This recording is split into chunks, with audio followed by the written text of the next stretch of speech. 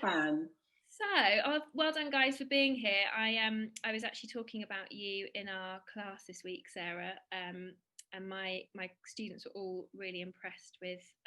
Well, I only gave a short blurb of who you are and what you do, but they were all really impressed. So I'm really glad they're here to listen to your wise words and hear our conversation today. I think it's super valuable, particularly in the kind of strange time we're at the moment. I was saying to the students this week that actually it's a time when they're not getting out there to perform. You know, they're not getting out there to feel and learn all these things, and actually you are bringing them closer Yeah, to those experiences. So thank you so much for being with us. So, thank you. um, so if you guys haven't met me before, I'm Lucinda. I'm the teaching fellow in vocals at ICMP. I know quite a lot of you. I think I can see on this side, Barb. If I don't know you, come and say hello. I oversee all the vocal things at ICMP, and we are super lucky to have Sarah Brown with us today. And I think we're really privileged to have someone with this much experience and this bigger heart who wants to share all these wonderful things. For no other reason than to try and impart these wonderful things that have happened on her journey. And we're gonna, I hopefully think, do that today by actually just having a really lovely conversation. So it will feel like you guys are sat in a cafe, a COVID friendly cafe, or a living room in our imagination, and we're just all having a chat together, and you can just peer in on our conversation and contribute as well, which I think would be really nice. If you would like to ask a question, I'm going to try and embed and interweave some of these into our conversation today. But if you do have a specific question you'd really like to ask Sarah about any of her experiences or maybe some advice, you can pop that in the Q&A box. I believe that's on the right hand side of the little panel bar thing. So any questions there, pop them there. And then as we're answering them, I can move them into a little box. I've been shown how to do it. If you have questions, it's so clever, isn't it? So I will stop babbling on because a lot of you hear me babble on lots during the week. So let's get started. So I'd like to introduce Sarah Brown, who's known for singing with incredible bands such as Pink Floyd, Duran Duran, Stevie Wonder, Simply Red, George Michael. The list is endless. I'd just like to welcome you and ask if you could just start telling us how it all began. How did it all start for you? Well, hi everyone. Lovely to be here with Lucinda and you guys. Absolutely. And I'm thrilled and over the moon to have been asked to do this, and I'm happy to share my story. For me, it started when I was about 7 years old. My mother was very, very religious and went to church religiously. And so my experience of finding my voice was through that channel. And I remember these matriarchal figures coming up to me and saying, oh, that was a lovely rendition of that song, and you must keep singing, and you've got an amazing gift. And fast forward to probably 17 years old, I was then asked to be part of a gospel choir called the Inspirational Choir. We first signed to a record company called CBS. And at the time, in the 80s, that was a lot of money that we were signed for. It was a good 250,000, maybe a bit more. And I was one of the lead singers. So the exposure again opened up my heart, my mind, my head to, at the time, if I was to be honest, it opened me up to healing. I came from a very troubled background. My father was very angry and would beat up my mum. So as a child, I was extremely frightened all the time. So my backdrop in life, even now, is fear. And I have to really speak to my mind and tell my mind, it's okay, you can do this. So here we are, I'm 17 and I'm with the Inspirational Choir, signed to CBS, and that is how I first came across the whole Stevie Wonder thing. Being the lead singer, he heard my voice and some of the others and wanted us to do something for him.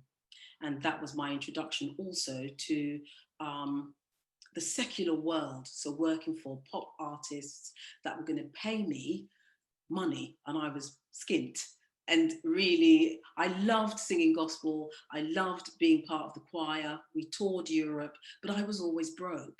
So here was an introduction to what kind of money I could be earning if I perhaps stepped over onto the other side to do session singing. Mm-hmm. And so that whole journey took me to so much. It just opened up my eyes. Once I stepped over and started working for secular artists, I worked for so many great and amazing artists, and I was just happy and privileged and couldn't believe it. You know them if you've read about them. You know it was Annie Lennox, it was Simply Red, Boy George, George Michael, Incognito, Now Simple Minds, Brian Ferry, Roxy Music. And it was just a journey that I will never forget. It's given me great vocal techniques, because the difference between Brian Ferry and Nick Hucknall is white and black. So having to work with these people, I had to adapt and learn very quickly. And that's really interesting what you're saying about having to adapt. Obviously you were talking about there's money involved at the beginning, but I think I remember you saying before to me in another conversation we had about that your intention, your center wasn't really around that. Yours was around something else that you wanted to give. Yeah.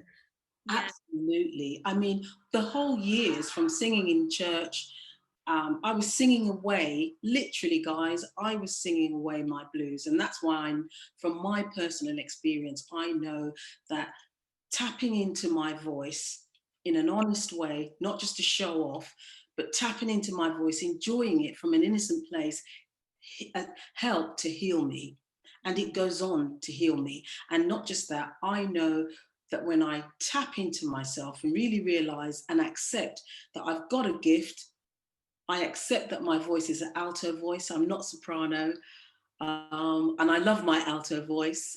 And as soon as I put that head on, that head of acceptance, my intention is then to reach the audience. I want to tell my story so that it connects with the audience. And I think that is the thing that has kept me in the industry working at this level. My intention as a singer has always been to please the audience. It's always been to support the artist that I'm working for, never to compete, just to support. I love that so much about, supporting the audience, supporting the artist, supporting the band. And we've got some of our students that are online here that are on the BMAS popular music course, where they, in their first few weeks, they're looking at blues, soul, rock, disco, funk. They're going through all these different genres that obviously you just said a load of artists there that come from lots of different genres.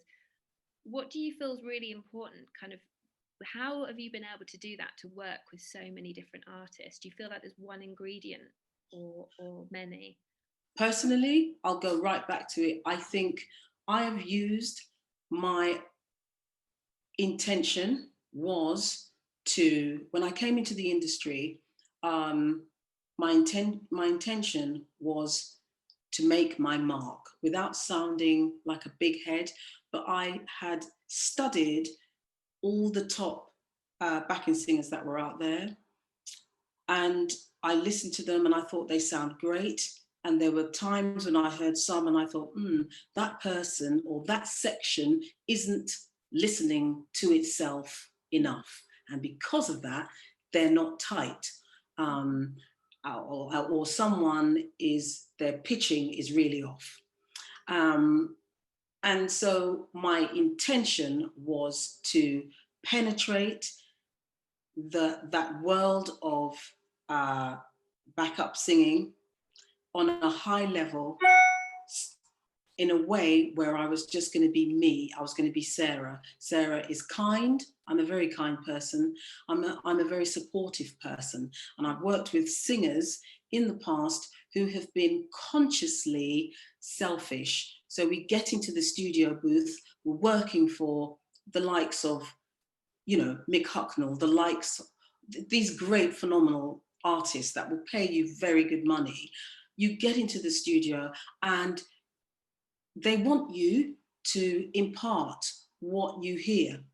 Now, I've worked with singers who are selfish and they know that they're creative, but they are deliberately selfish. And I think, to answer your question, how is it that I've remained in the industry up until now? I think it's because artists can sense, they can see when you're on their side and when you want to, when you're singing to support them. And, or they can see when you're singing to compete or just to show that you're a peacock.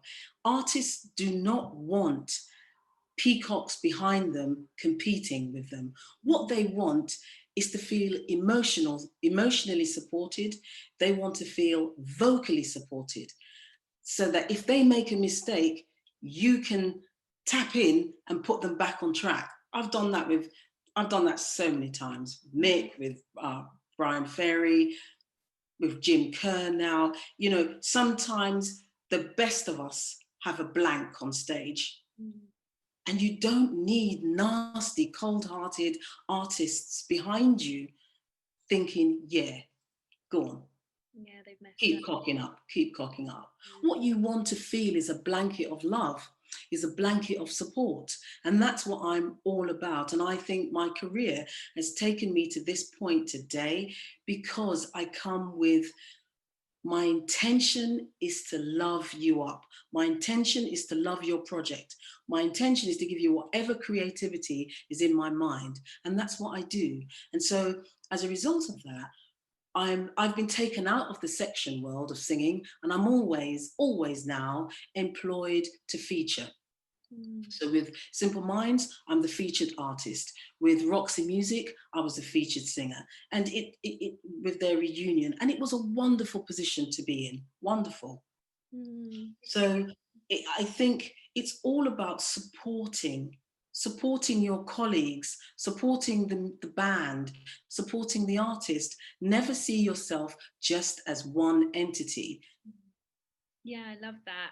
Actually, Amanda was on the Q&A chat, was saying, missing you and Simple Minds live, is asking about how you're dealing with things this year, which, if you don't mind, Amanda, we'll definitely come to a little bit later on. But I wondered if, Sarah, you could tell the story, the Annie Lennox story, because I think that beautifully fits into this idea of support and actually what artists need, like other artists that we work with. Absolutely, I'd be happy to. I was working with Annie Lennox in the studio up at the church studio in Hampstead, I think it is, no, Crouch End. And I was working with about 4 other singers, male and female, and there we were all singing together. And the engineer said, Sarah, you there to the left or the right, meaning me, could you stay where you are? And the others, could you just move back by a foot? And then he said, could you just ad-lib for us, just do something over this chorus? And just as he said that, I had my colleagues there tugging at my jumper, tugging at my clothes. Basically, the code was, don't give too much. Don't give. Let the artist tell you what they want you to sing. And of course, guys, you don't want to be taken for granted. It happens all the time in the music industry, and I'm no fool to that. But I'm going to encourage you, and I'm telling you, I'm an older girl. I won't tell you my age, but I am an older girl, and I've been around for over 30 years in the industry at this level. And I will tell you, ignored them very politely, and I gave of my heart, I gave of my mind, the creative juices that was flowing through me, I gave away. I knew I wasn't going to be paid for it, guys, but I gave it. And I'll tell you now, I don't regret it. I was hated for it by my colleagues behind me, but I went on to work and work and work and work and work. And that's why I'm still working in studio sessions and I still tour. Artists are sensitive and they know when you are working to support them and when you are working to compete and just to show off. They know. And you said that about you.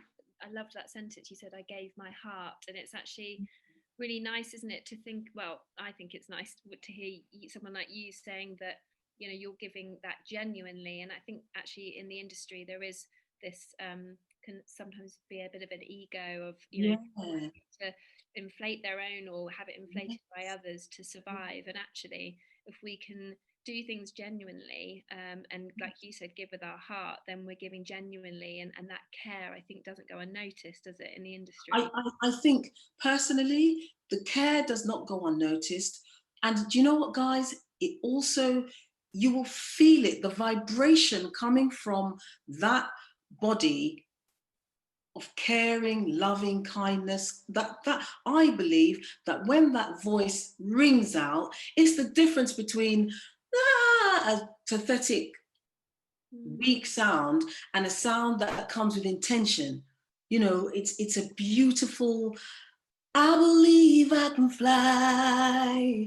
It's just a beautiful sound that's coming from you with intention. And people feel that. People feel it. I'm not the greatest singer, and I know that. I'm not. I don't have the biggest range, and I'm not the biggest ad-libber either, at all. But my intention is always to reach the audience. I will reach them. Whatever happens, I will reach them. And I will always bring someone to their knees, always. We're actually saying that a lot to students, you know, like, what are you trying to say? What is your intention? What is your story? And I love that intention, because I often say, if you don't see it, we won't see it. And I think you have to decide, what is your intention? And I love that word you used. I think it's such a powerful. It's paramount. It's paramount. It was my intention to penetrate this industry at quite a vulnerable stage in my life. There was nowhere else for me to go.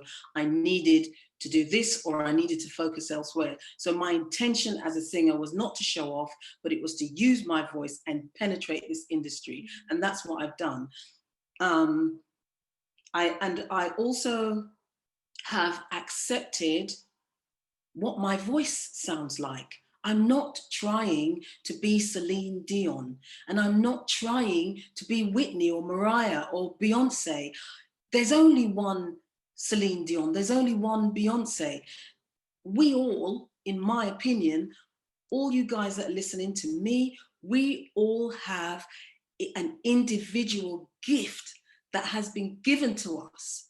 And however you believe that, wherever you believe that is coming from, it beholds you to stand in your gift, understand your gift, and know why you're here.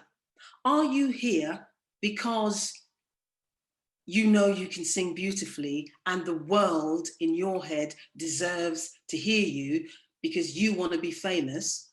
Or are you here like me?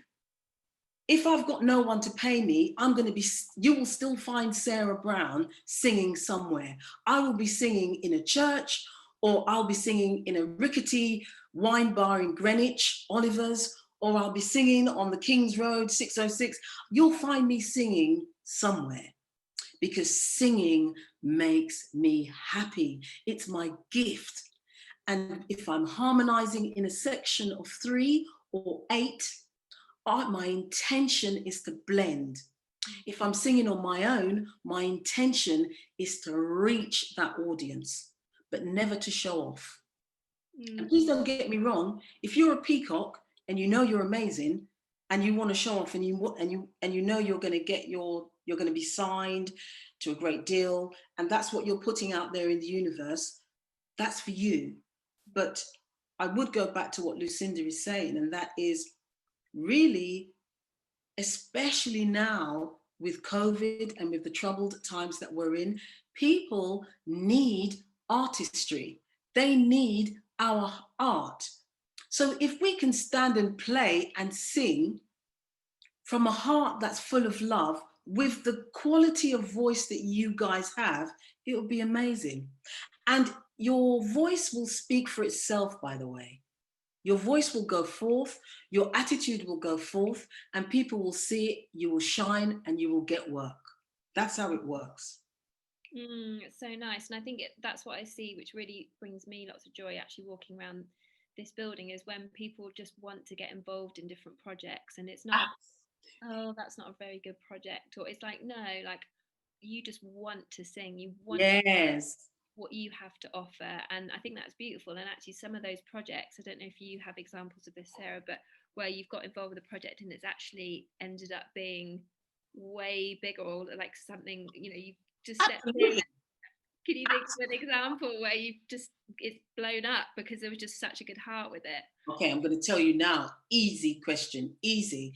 Just a year and a half, 2 years ago, Simple Minds, we did an acoustic album, and Jim decided to strip the songs back and do them acoustically, just strip it back from all the big electric backdrop to piano and guitars and a small piece drum. Oh my goodness gracious me. It was a journey, because to come from, it was like someone wearing a massive fur coat, not real fur, guys, just fake fur, massive, you know, Christian Dior fake fur coat, and someone just coming and stripping you off that coat, and underneath you've literally only got your knickers on. It was bearing your soul, bearing the bare bones. And I absolutely loved the challenge from day dot. And I remember saying to Jim and Charlie, this is going to be amazing. I could hear melodies coming from everywhere in my mind. Charlie would strum something, and I would hear a melody, and it was just stripped back in that naked form, inspired me to absolutely sing so much within Simple Minds. And the doubt that was there in the beginning with Jim and Charlie, should we, shouldn't we, we're going to sound like a bunch of boys on the beach with ting tong tongs, we're going to sound ridiculous. They absolutely fell in love with it. Charlie fell in love with it, Jim fell in love with it. We all just fell in love with this acoustic project that came from nowhere, and it was massive. We did a show at the Palladium. It went down a total storm. The tour was just absolutely loved. And still today, it's one of my best tours with Simple Minds. And I think we should still go back and do the acoustic set, because it was incredible. Do you think that was to do with the kind of connection you get from doing more acoustic music? Totally that. But it was to do also, I think the success of the acoustic tour was all to do with that spirit that I was telling you before. My intention, when Jim said we were going to do this, my intention was, right, I'm exposed. I need to think differently, and I need to sing differently around Jim. And so my intention was really to support the nakedness of Jim. And that, I feel, became quite infectious, because the bass player, Jed, who sings as well, got on board, and we created a bonfire of unity, of love. You know, Jed's weakness was overshadowed by my strength, and together we stood together, we harmonized. It was just amazing. But it was the right spirit, you know, it was the right attitude. the right kind of frame of mind to work in a small setting like that, very exposed. But yes, you're right. The acoustic level will always bring about intensity and an emotion that's very exposing. I'm interested as well. You've been talking about working with different bands and things, and I often walk around and just pop in the back of different rehearsal rooms, and it's really obvious to me when there's a bond, a connection, and like even a little glance between people that you know is we are in this together and we're making this amazing sound, and like you're just on this journey. Do you have any thoughts about, you know, when you walk into a rehearsal room with a new group of people? Like I'm thinking about some of our singers that have to very quickly find this connection in lots of different bands they're working in, not just one band all the time. Do you have any thoughts about how to kind of go about building that bond with a band, and how to sort of carry yourself, how to engage with those people? Yes, I think that's a good question. I think over the years, I've had to work with, I started out with this band here, Incognito. Well, I started with the choir, which was, 50 odd strong, and all these different personalities. So you learn, as an animal, you learn to make yourself small. And certainly I did make myself small. And I have found by doing that, I am then able to assimilate to what's needed for the section to sound as one. If I'm going to be singing, I believe I can fly, and the next person is singing, I believe I can fly, and the next person is singing, I believe I can fly, but we're singing with different intensities. So, I believe I can fly. No, you're in a section. So come in the section and either sing, wait for that moment where you can fly, but fly in the section now. And that's always been my head. What can I do? Where do I place my voice within three people that I've never met before? I tend to listen keenly, and then literally after about 10 seconds, I know whether they're singing airy, whether they're singing with hardcore projection, whether they're singing at the back of the throat, top of the back, I kind of know. And the example of that is, where was I? The Simply Red audition. Right up until my audition for Simply Red, I was trying to get hold of the girl at the time who was his main singer, Denise Johnson. I was replacing the other girl. And I didn't know whether I was to sing soprano, alto, or tenor, right? I wasn't sure. And so I was completely nervous because I got the call with maybe 4 days to spare before I was going to be standing on stage with this tall red-haired man peering down at me. So I was nervous and anxious and desperately trying to get hold of this singer. Couldn't get her. Got to the audition, got on stage with no time to ask Denise, what are you singing? Are you singing alto or are you singing soprano? What are you singing? Mick came on stage straight after me. He said to the keyboard player, right, we're ready, hit it, bam, they're in. If you don't know me by now. And literally it was, okay, Sarah, be calm. You can't ask Mick Hucknall, what am I singing? So just listen. And in that split second, I got my part, which was alto, and Denise was singing soprano, and the other guy on keyboard was doing the tenor. But I had a split second, bam, in, and I had to blend with them. It was incredible. It was incredible. But it is something that I am very good at. I've trained myself to make myself small and to put my feelers out all the time and be intuitive and be loving. Yeah. Blending. You can't blend in a section if you're not open to if you're not open. And you cannot blend in a section if you're not friends. So when you walk into a situation where you are working with strangers, you need to have a loving demeanor. You need to be open and walk with your gifting. You're lucky, guys, that you have a gift. Walk with it. And that's how I feel. And that's what I do. I walk in a room with my gift, not my ego. My ego is defensive, and my ego is fearful, and my ego can turn to being bitchy. So I leave that outside and I walk in with the acceptance of who I am and what my voice is all about and what my voice can do. In any section that you put Sarah Brown, I will make that section sound amazing. I'm an alto singer, and that's what altos do. We're the gut, we're the belly of the section.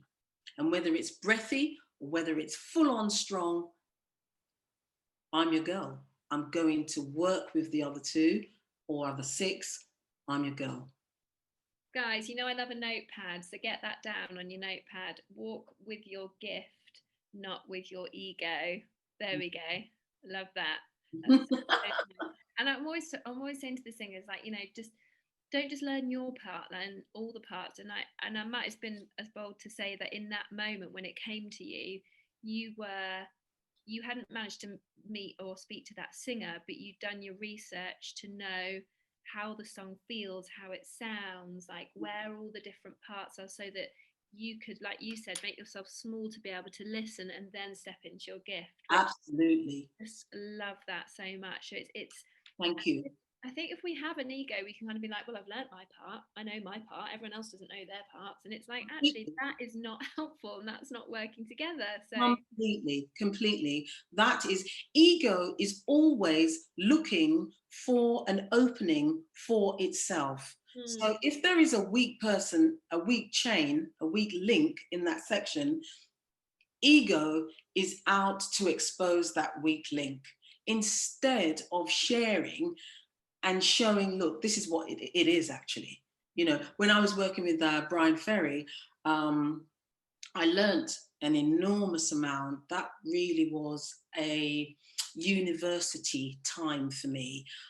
It really was, and I'm humbled by it because I had to ghost a lot of what Brian Ferry was singing for the first reunion tour, which was in 2000 with Phil Manzanera and all of the big names. And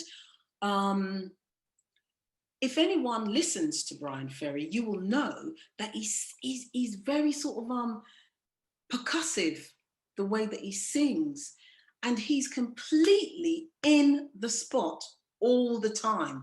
So if the musicians are lagging a bit behind, he's in the spot, lagging behind with them, but he's in the spot. And this particular time that I'm referring to, I had to really, oh my God. Brian decided that he wanted to get another singer in. So he got this singer in just for this particular night. And she couldn't syncopate with Brian. And that was my moment, guys, to really let ego or let insecurity take control and watch her sink, because there was no way she was going to get it. She was struggling, she was crying, and she came in really heady, so she needed help. So actually, I turned around, we only had like half of the day, part of the morning, for me to get her up to scratch so that she could syncopate with Brian. I gave her that love, I gave her that time, I put my ego behind me, and I gave her, you know, let's work as a section. Because if the section sounds great, I'm going to look good. I think today, lots of singers, number one, don't know how to harmonize. Number two, don't know how to blend. Number three, are only interested in being the lead singer. And you're limiting yourselves because you may not make it to the top, or you may make it to the top and the top isn't actually what you envisaged it to be. So you've got to be adaptable in this music industry. I have been adaptable. And that's my biggest encouragement to you. Let your intention needs to be that I am going to be adaptable, that I am going to blend, that I'm going to serve. That's your intention. We mentioned this phrase when we've spoken before about coming to the arena. Do you remember that sentence we said together? And I love that idea of being, you've got to adapt to what's going on, but also this idea of like, why are you there in the first place? And we've talked about, the intention of that. But big time. Because some people, all right, guys, as I told you before, I was brought up in a troubled home, in a very violent, in many respects, it was very violent. There was the threat of physical violence all the time. So I was extremely nervous. But the good thing that it gave me, sorry, it's just left my mind. What were we saying about coming to the arena? Coming to the arena, like, what are you bringing there? Like, what is it? Why are you there? Like, what does it give you? Yes, right. So being brought up very nervous and being told by my father that I was ugly and I wouldn't amount to anything. And those words stayed with me. And at the age of 14, I would go to my bedroom just before I went to bed, and I would write on A4 sheets of paper. I would write, I'm a failure, I'm a failure, I'm a failure, I'm a failure. On all the lines, I was just writing, I'm a failure, I'm a failure, I'm a failure, because of what my father had said to me, and then in turn, what I felt of myself.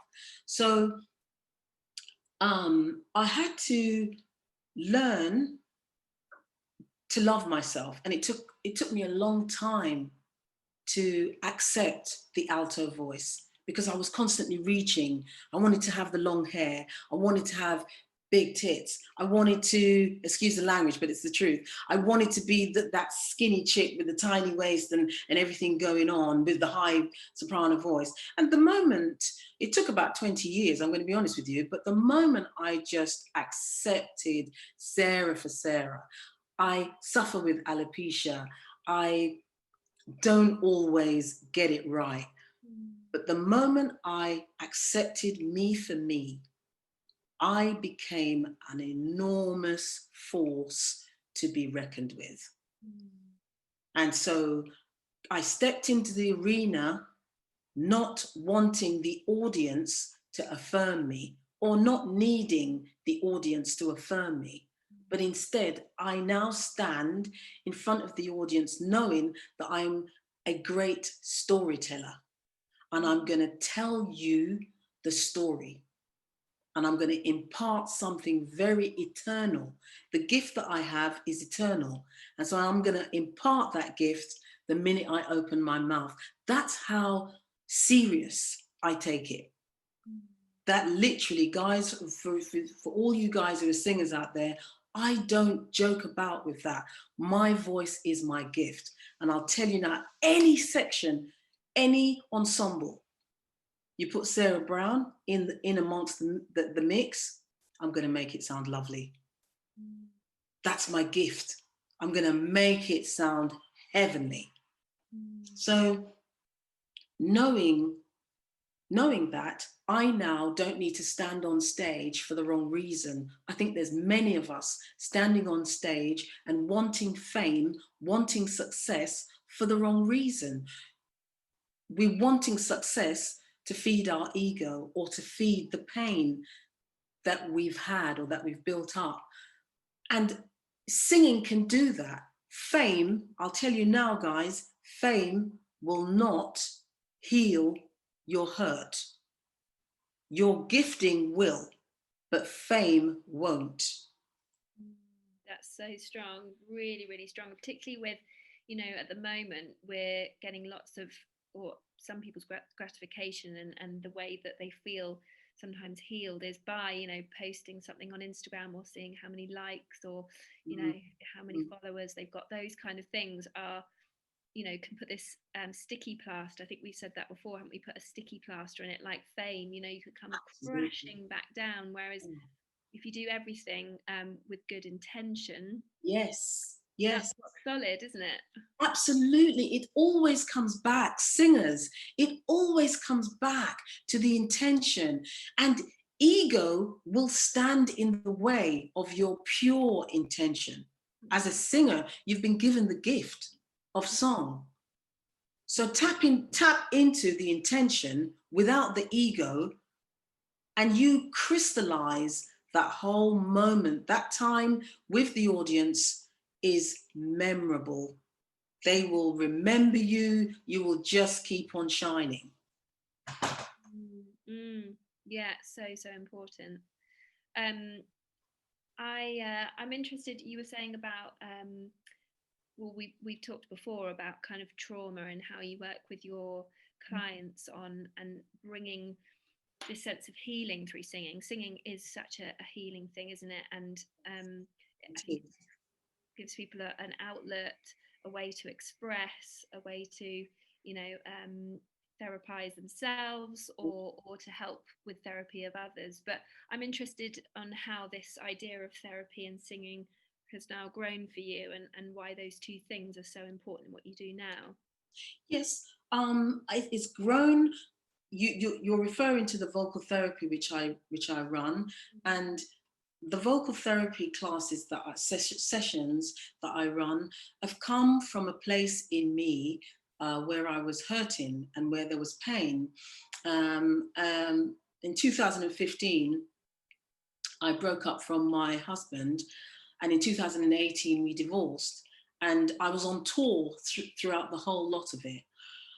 And I was thrown right back to the beginning of my pain, which hearing my dad tell me that I was ugly, hearing him tell me that I would amount to nothing, the fear that I would lose the shelter over my head, all of that rocked my world. But I had to keep singing because I needed money. And it just so happens that Simple Minds were on tour throughout the whole lot of it. And Jim found out about what was going on. And Jim was a complete angel to me.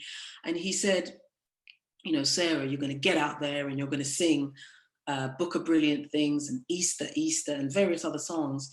He would just keep giving me these songs. And I knew that he knew I was hurting. But it's almost as if he also knew that if I could just face my fear and my pain and channel the pain into the performance, it's like he knew it was going to heal me. And so throughout 2015, 16, 17, 18, I did some of my best work. I worked with a guy called Clive Davis, a conductor for the James Bond night.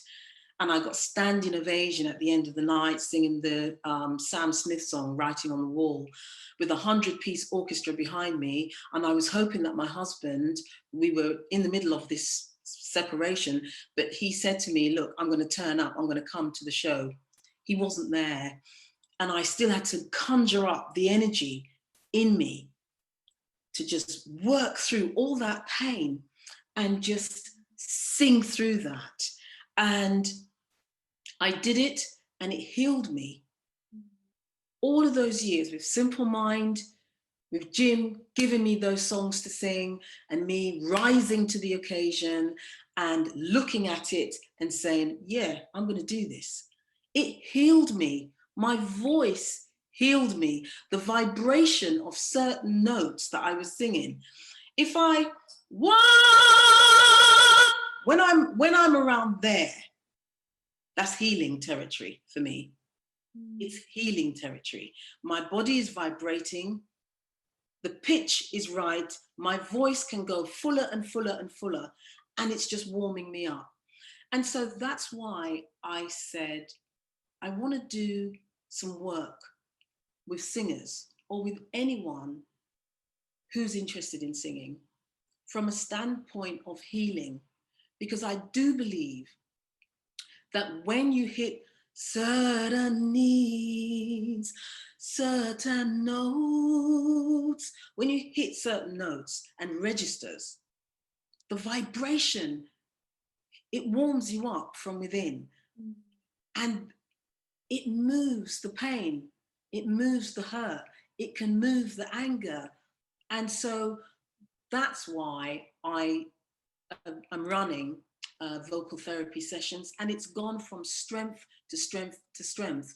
The other morning, I was 8:30. I was doing a Zoom call with one of my students. She's from Australia, and she, because of our work together, we worked brilliantly together. She felt strong enough to do an open mic night. So I wanted to talk to her just before she went on stage. And I was so over the moon. I rang 8:30 in the morning. I was absolutely knackered, but it was 8:30 in the morning. I'd had too much to drink the night before, but I still was able to just share with her, because we all need that arm. We all need a midwife sometimes as creatives to born the gift that is within us. And that's what vocal therapy is about. It's about listening to the needs of different singers, finding out where is your block, where is your fear, where is your hurt, and singing through that, talking about it and then singing through it. Understanding, of course, breathing. So that's what vocal therapy is about.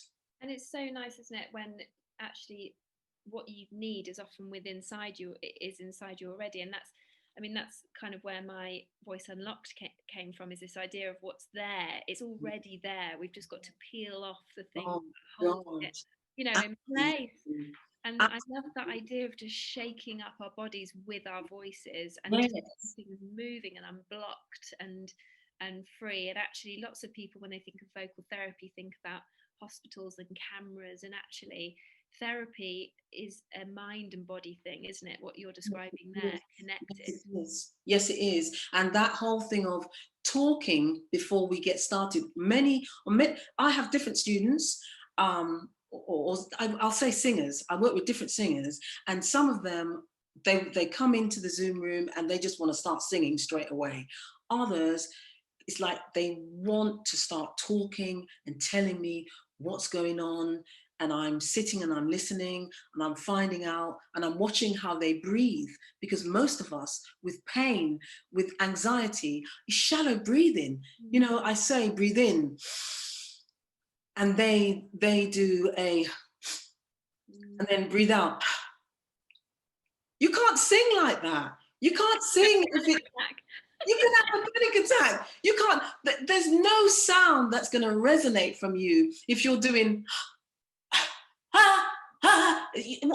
nothing's going to come out that's worth listening to. So you have to talk about the pain, talk about the fear, talk about the anger, face it. And then we get into some serious breathing, then we get into some serious singing. And it shifts it, and you sound so, your sound is the sound of eternal.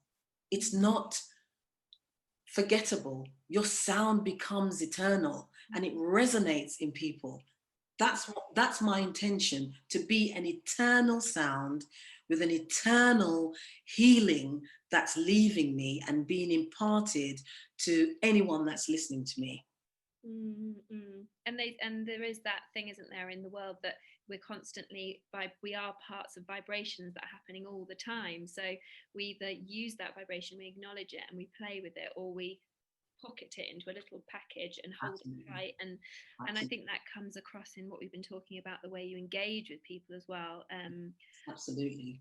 We have got quite a few questions and things I was gonna perhaps just draw upon as well, just so people feel like they've had some more of their questions answered, because I mean, I could just talk to you for hours. We've said this before, haven't we? But Linda, you are after this we're going for coffee and we're going to talk and talk. You're one artist that absolutely inspires me to no end. Oh, bless you.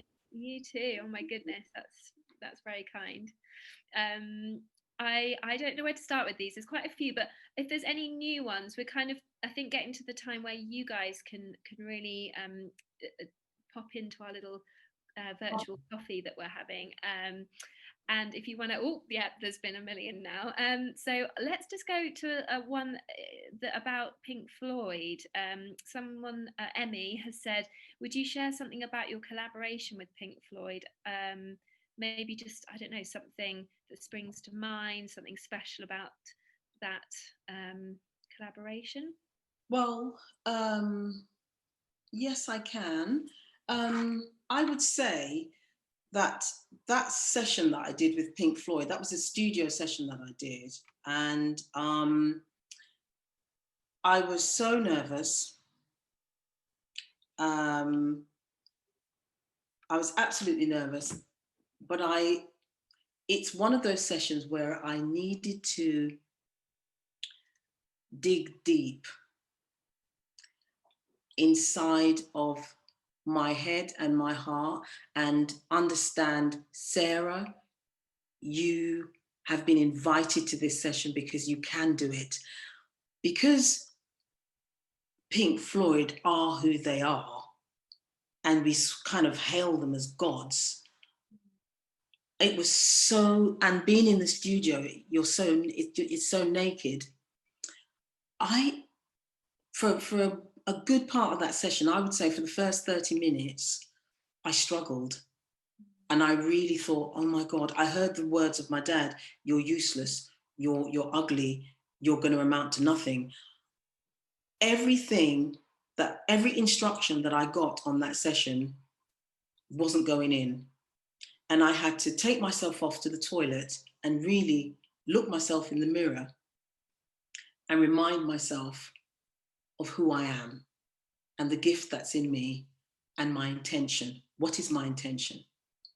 And the moment that I got my head around what is my intention and the fact that I was invited to this session by David Gilmour, and he knows that I can shine. He wants me to shine, and he's telling me, shine. The moment I accepted it, I then was able to stand and shine in front of a God. Well, I'm not going to say a God, but in front of a legend. David Gilmour is a legend, and he absolutely frightened me. And the singers that he had around him, what they knew they were good, and I knew they were good. And I hadn't worked in a section for a while. I was in the middle of the tour with Simple Minds, and I just remember coming into this section and feeling it wasn't an area full of love.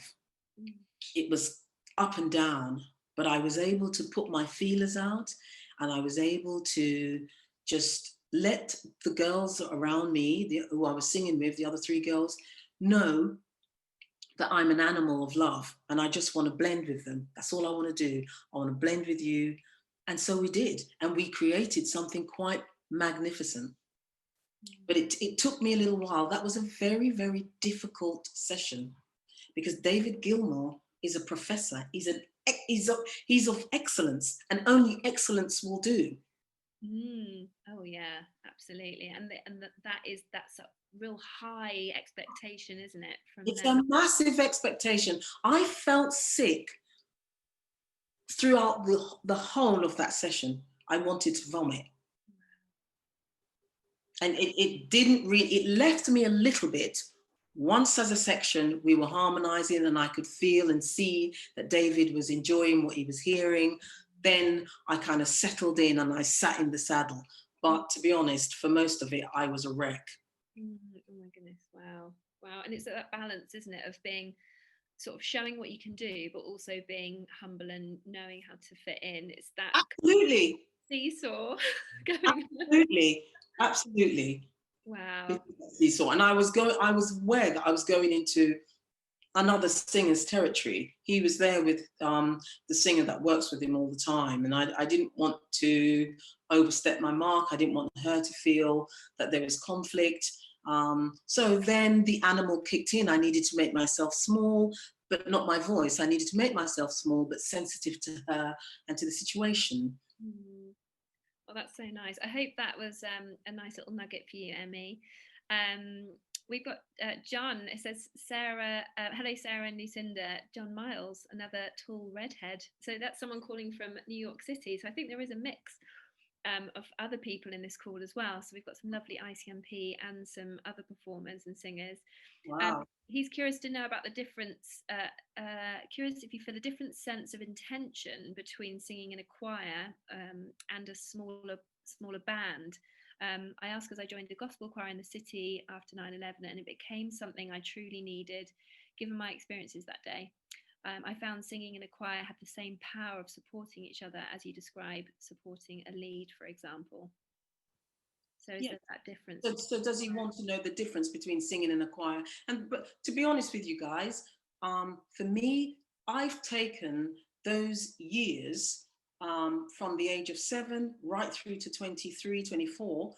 I took those years as my time in the university of singing.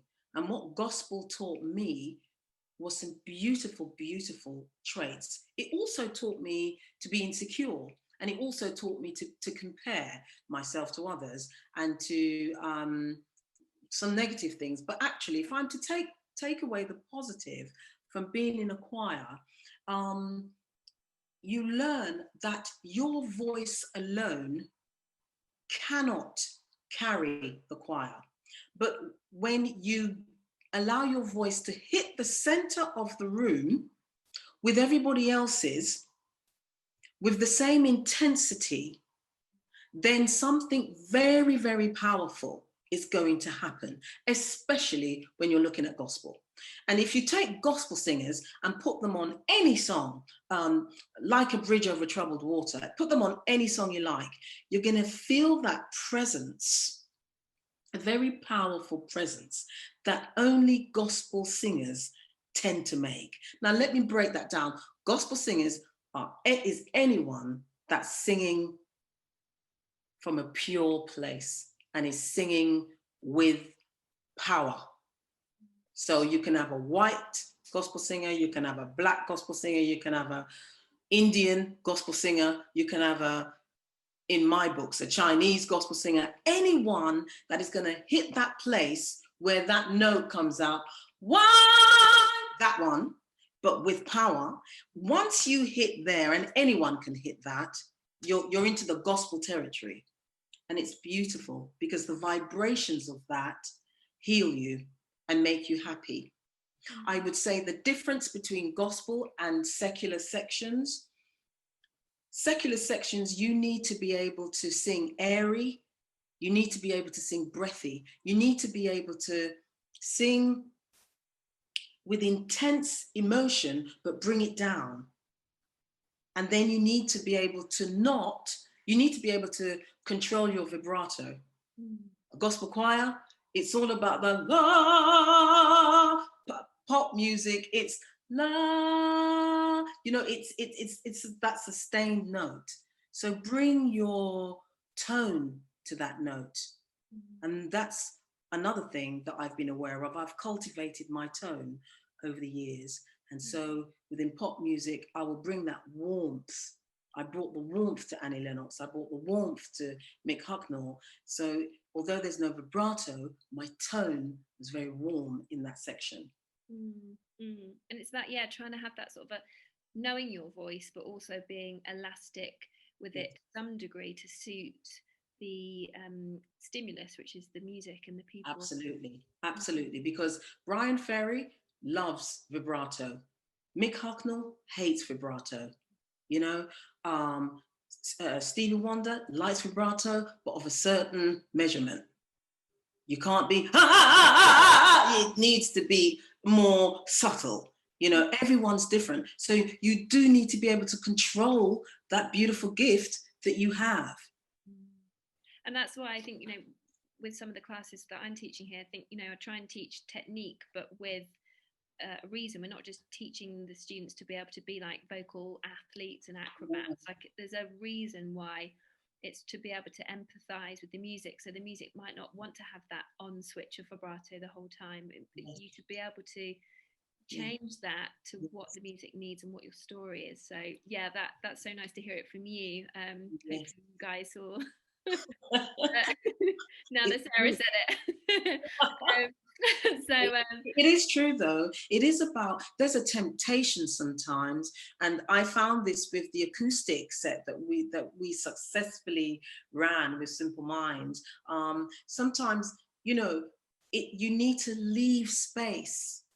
There's a temptation to go in there with a riff, or a temptation to go in there with a note. But sometimes if you just leave that space for the cellist or for the drummer or for the guitarist, leave that space and let them wait, let them want you to come in. And then when you come in, you make love to that section. You make love to, I've always compared singing to making love.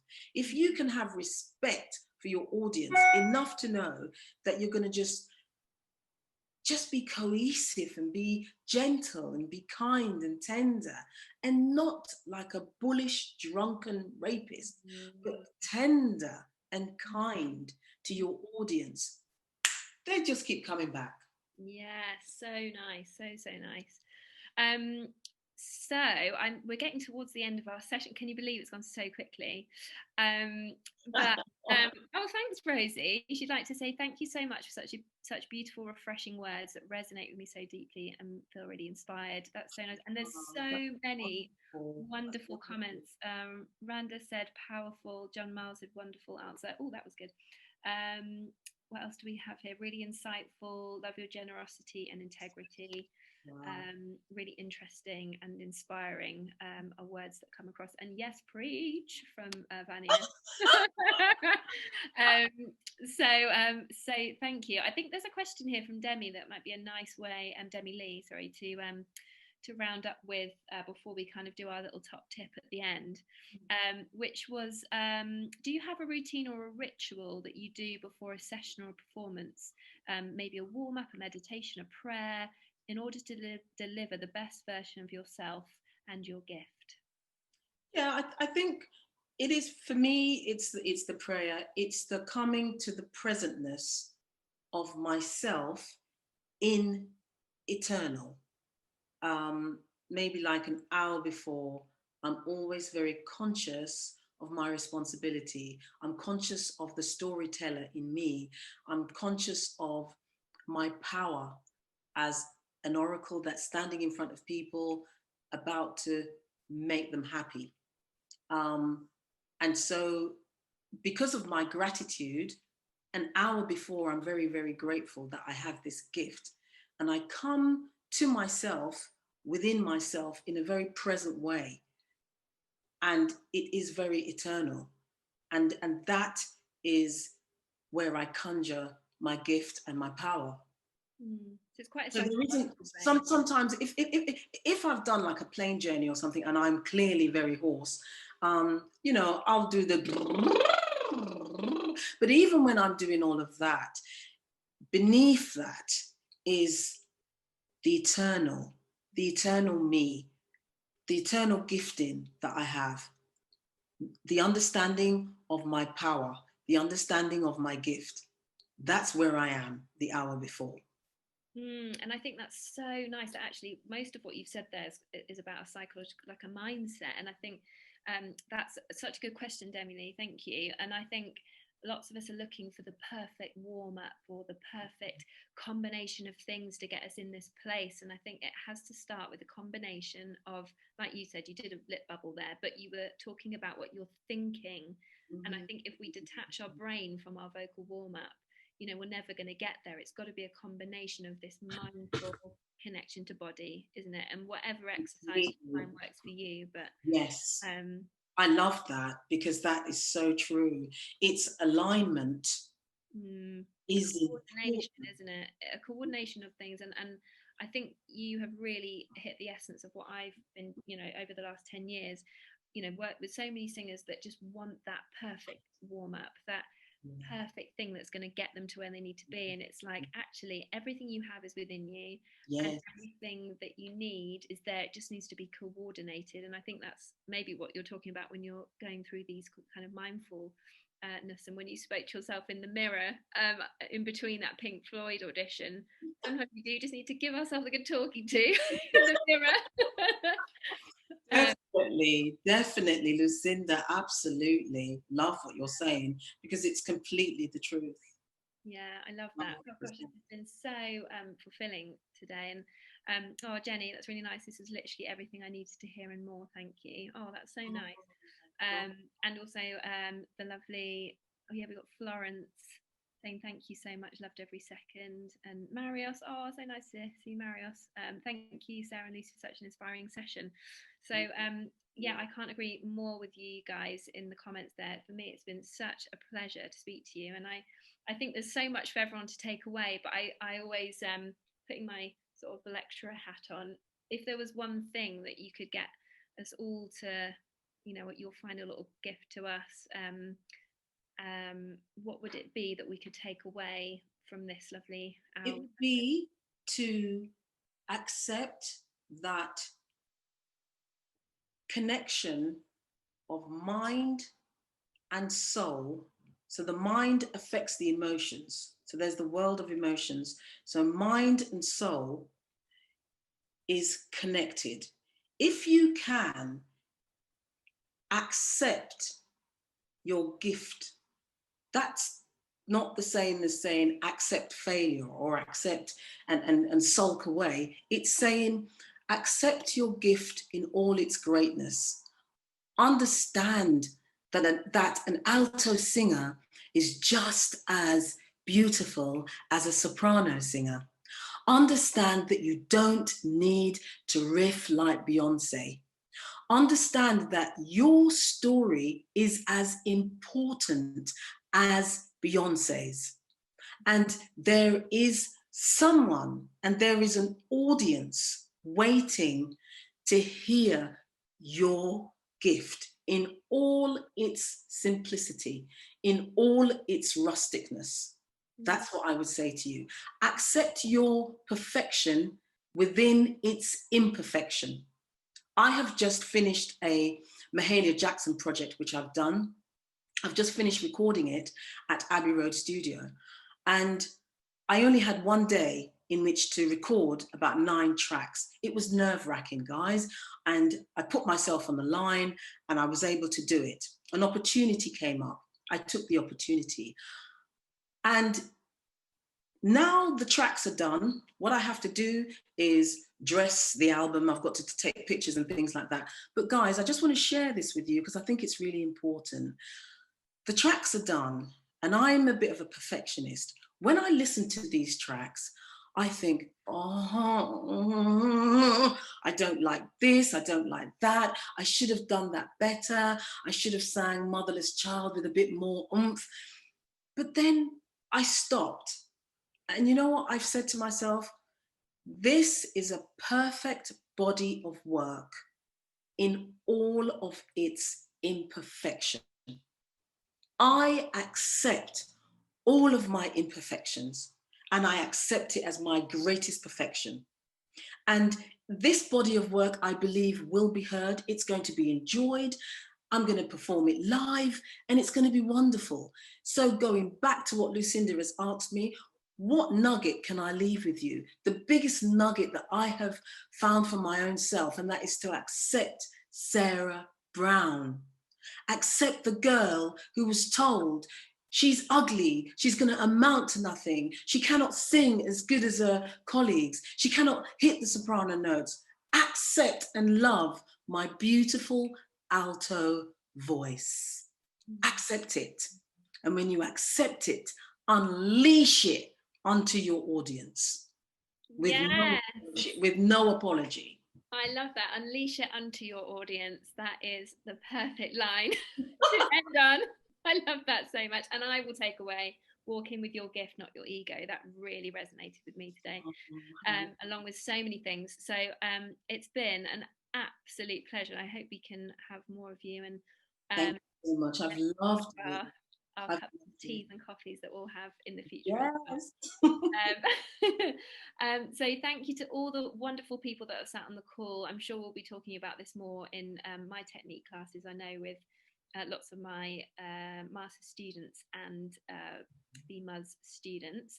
And if you guys have got any more questions or any more thoughts, you can obviously share them in that group, because I know you'll probably stay on for a couple of minutes to talk amongst yourselves. But otherwise, I probably will hand over to Lasse, who's been organising our session today.